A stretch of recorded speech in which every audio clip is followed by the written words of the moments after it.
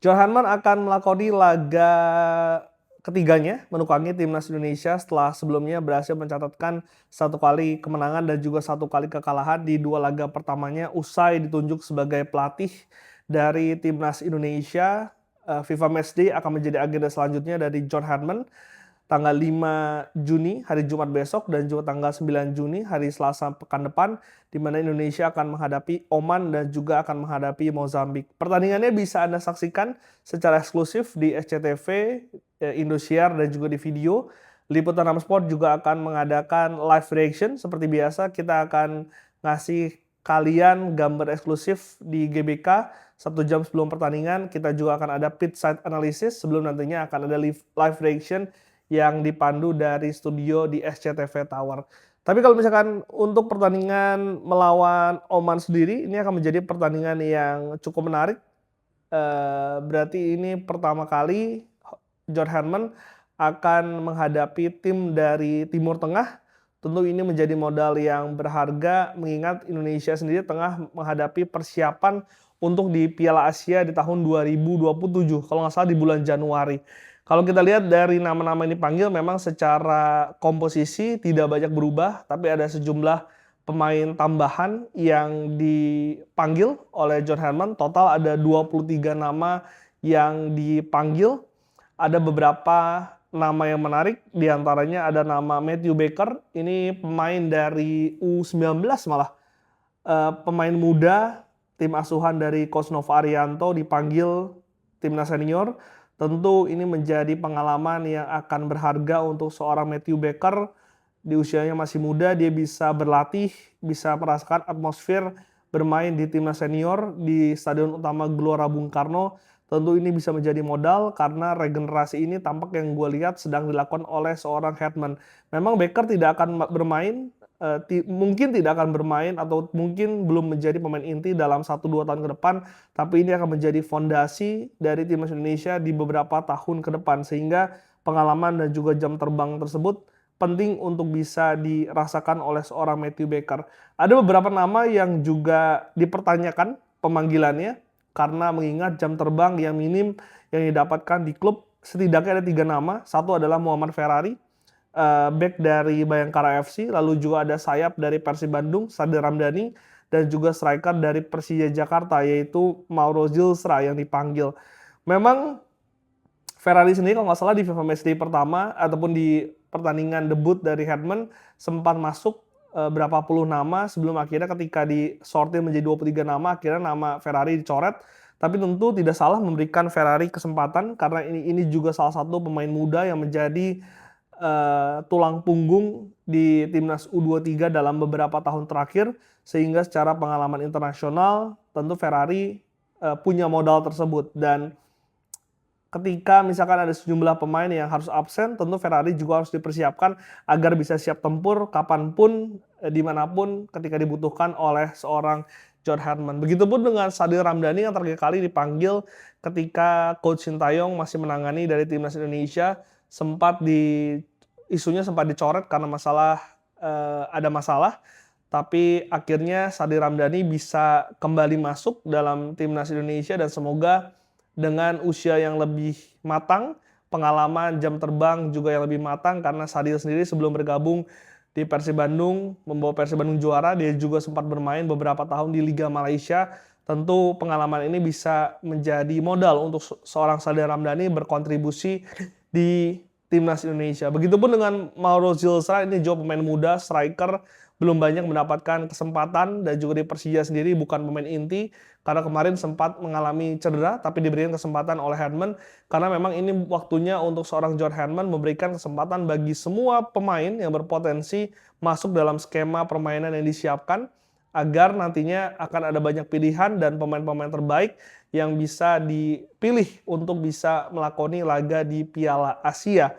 Meskipun ada sejumlah pemain juga yang tidak dipanggil, seperti diantara Jordi Amat, ini pemain yang senior, sudah merasakan caps dari timnas Indonesia dan juga sempat bermain sebagai pemain inti di Persija Jakarta, meskipun memang secara performa ini tidak lagi stabil, mungkin faktor usia juga mempengaruhi, tapi peran dari Jordi di ruang ganti memang lebih dibutuhkan ketika seorang pemain senior yang sudah malam melintang di Swansea, di JDT, sekarang juga di Persija. Tentu secara mentalitas Jordi memiliki mental yang bisa ditularkan kepada pemain-pemain muda seperti tadi gue katakan ada Matthew Baker dan juga ada Raihan Hanan, Doni Tripamungkas, pemain-pemain yang baru promosi dan juga merasakan caps di timnas senior. Begitupun dengan Eleanor Reinders, ini salah satu tulang punggung pemain serba bisa dari Persib Bandung yang membawa Persib Bandung juara, tapi tidak diberikan kesempatan dalam FIFA Matchday kali ini. Mungkin ini diberikan kesempatan untuk beristirahat bersama dengan Jordi Amat karena kita tahu begitu padat Persib Bandung dan juga Persija bermain di musim kali ini, dan di bulan depan sendiri masih ada AFF di akhir bulan Juli, sehingga bukan tidak mungkin dua pemain ini akan dipanggil untuk AFF dan juga saat ini diberikan kesempatan untuk bisa berlibur, untuk bisa refresh. Tapi yang paling menarik dari nama-nama tersebut, pemanggilan kembali dari Marcelino Ferdinand yang sempat tidak dipanggil karena cedera di pertandingan timnas Indonesia sebelumnya, kali ini kembali masuk dalam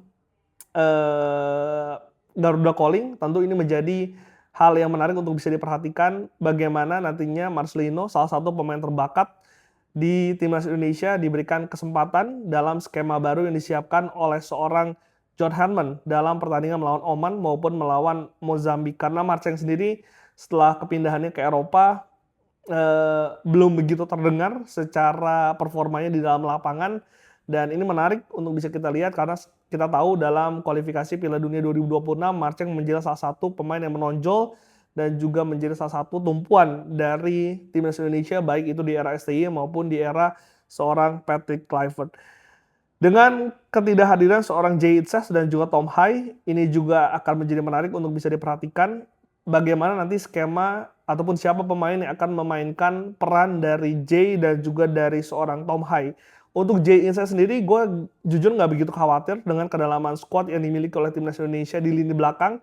Ada banyak pilihan di sana, ada Elkan Bagot yang sudah kembali, lalu juga ada seorang Justin Hubner, Kevin Dix pun bahkan bisa bermain sebagai bek tengah, begitupun ada kapten tim yaitu Rizky Ridho yang juga selalu menjadi pilihan utama, sehingga pilihan untuk bek tengah sendiri tidak begitu khawatir meskipun memang peran dan juga influence dari Jay Itzes yang begitu luar biasa, bek dari Sassuolo bermain reguler di Serie A, ini tentu akan menjadi kekuatan dari timnas Indonesia dan juga akan terasa dampaknya ketika Jay Itzes absen membela dari timnas Indonesia. Yang gue khawatirkan tentu dengan ketidakhadiran dari Tom Hai yang masih menjalani akumulasi kartu kalau nggak salah karena sanksi karena protes keras di pertandingan terakhir kualifikasi Piala Dunia.